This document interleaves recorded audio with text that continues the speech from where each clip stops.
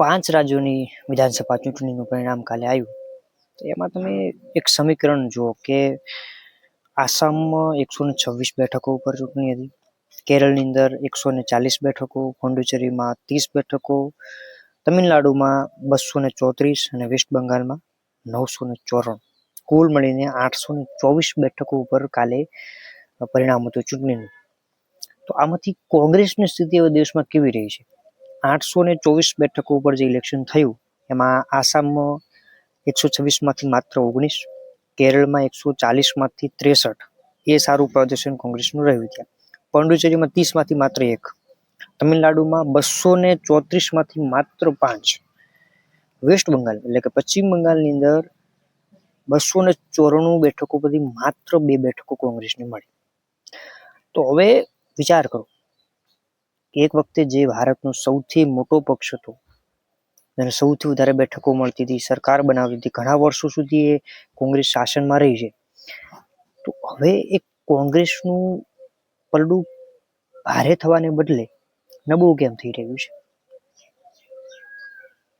કોંગ્રેસમાં નેતૃત્વની ક્યાં કમી છે? તમે જુઓ, અત્યારે કાલે જ્યારે પરિણામ જાહેર થવાનું હતું ત્યારે રાહુલ ગાંધી ભારતમાં નહોતા. એક પાર્ટી ચલાવી રહ્યા છો, પાર્ટીનો કારભાર તમારા ખભે છે, તો તમારે ક્યાં રહેવું જોઈએ? દેશમાં. પરિણામ ઉપર નજર રાખવી. રાહુલ ગાંધીના જે 2 નિવેદનો આવ્યા છે, જુઓ તમે. કોંગ્રેસ જે કેરળમાં જીતી છે, તો ત્યાં રાહુલ ગાંધીએ કેવું ટ્વીટ કર્યું છે એ તમે જુઓ. આ રાહુલ ગાંધીના શબ્દો કેરળ માટે છે, અને બીજા શબ્દો જે શબ્દો તમને દેખાઈ રહ્યા છે એ શબ્દો કેના માટે છે? તો કે આસામ, પશ્ચિમ બંગાળ અને તમિલનાડુ. તો એક તો જીત તમે પચાવી શકતા નથી અને હારને તમે સહન કરી શકતા નથી. તો કોંગ્રેસના નેતૃત્વમાં ક્યાંક ને ક્યાંક એવું શું કહેવાય એને કે પલડું પતળું થઈ રહ્યું છે, નબળું થઈ રહ્યું છે. તો એમાં જવાબદાર હાઈકમાન્ડ પણ હોઈ શકે. માત્ર નીચલા લોકો મહેનત કરે છે એવું નથી કરતા એવું નથી. ગ્રાઉન્ડ લેવલે કોંગ્રેસના કાર્યકર્તાઓ મહેનત કરતા બી છે, પણ જે ઉપરથી સપોર્ટ મળવો જોઈએ એ ના મળે તો શું થાય? આ 5 રાજ્યોમાં ચૂંટણી હતી, તો તમે આંકડા જુઓ, કોંગ્રેસે કેટલો પ્રચાર જે પ્રબળ કર્યો. પ્રચાર વગર તમે ચૂંટણી નથી જીતી શકો. તમે એવું હોય કે અમે બહુ દેશના એક વખતે મોટો પક્ષ હતો ને લોકો અમને નાતે વોટ આપી દેશે, માત્ર કેરળમાં જ મળે, બીજે ના હોય. તમારે ગ્રાઉન્ડ લેવલે ઉતરવું પડે. તો કોંગ્રેસ નબળું થઈ રહ્યું છે એના માટે જવાબદાર જનતા નથી, કોંગ્રેસ ખુદ છે. આવું વિશ્લેષકો પણ કહી રહ્યા છે. ગુજરાતની તમે વાત કરો તો ગુજરાતની જ્યારે સ્થાનિક સ્વરાજ્યની ચૂંટણી હતી તો તેમાં કોંગ્રેસનું કોઈ એટલું સારું એક્સ્ટ્રા ઓર્ડિનરી પ્રદર્શન નથી કર્યું. ત્યાં પણ બીજેપી જ આગળ રહી છે. થોડી જગ્યાએ આમ આદમી પાર્ટી પણ જીતી. અને ગુજરાતની અંદર તમે જુઓ, જે સર્વેના આંકડા કહે છે તો ગુજરાતમાં આમ આદમી પાર્ટી હવે બીજો મજબૂત પક્ષ બનવા લાગી છે. એટલે કે લોકોને કોંગ્રેસ કરતા આપ વધારે પસંદ છે.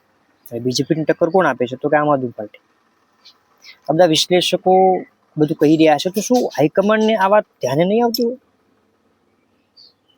હાઈકમાન્ડ આ વાતને ધ્યાને લઈને પ્રચાર માટે નહીં કરતું હોય? કે પછી એવું માની લઈએ કે કોંગ્રેસ ભારતીય જનતા પાર્ટીનો શું કહેવાય, જે સાઈડમાં મદદ કરતો હોય એ પક્ષ છે, પાર્ટ બી છે.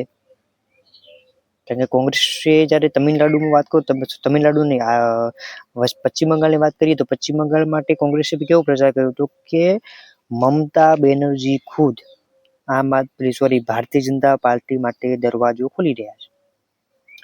આનો મતલબ શું થયો? કે તમે તમારો પ્રચાર કરવા આવ્યો છો, બીજેપીનો પ્રચાર કરવા આવ્યો છો, કે ટીએમસીની કાપણી કરવા આવ્યો છો?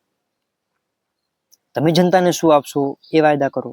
ભારતીય જનતા પાર્ટીએ જ્યારે પશ્ચિમ બંગાળમાં પ્રચાર શરૂ કર્યો તો એ લોકો વાયદા કર્યા હતા કે અમે આ આપશું, આ લાગુ કરશું, 7મો પગાર પંચ લાગુ કરશું, જે ભ્રષ્ટ નેતાઓ હતા એમની સાથે કાર્યવાહી કરશું, જૂની ફાઇલો ખોલશું, આ બધા વાયદાઓ કર્યા હતા.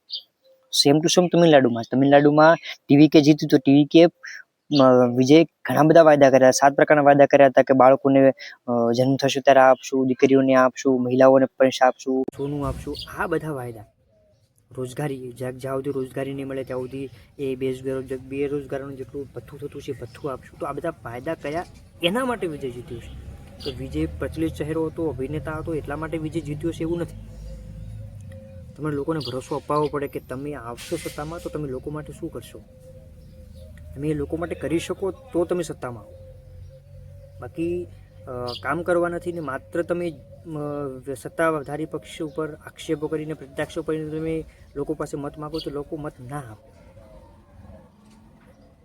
મારે કોઈને મત આપવો છે તો મારા માટે ભવિષ્યમાં જે પાર્ટી આવવાની છે, પાર્ટી શું કરશે એ આધારે હું મત આપું.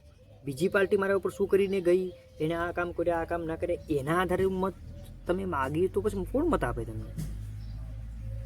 તો આ મારું વિશ્લેષણ કહે છે. બાકી બધાના અભિપ્રાયો અલગ અલગ હોઈ શકે. તમને માહિતી સારી લાગી હોય તો કમેન્ટ કરજો, ના લાગી હોય તો રાધે રાધે, નમસ્કાર, જય હિન્દ, જય જય ગરવી ગુજરાત.